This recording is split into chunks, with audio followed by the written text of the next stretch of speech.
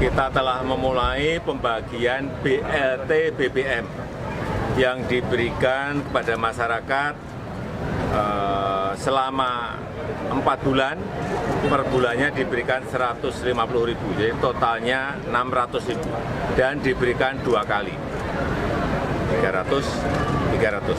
Hari ini telah dimulai di kantor pos Kabupaten Jayapura, di Sentani, Jayapura. Ya. Tepat sasaran seperti apa, Pak? Jumlah penerimanya 20.600.000 kira-kira. Ya. Satu orangnya berapa Pak yang diterima? Ya.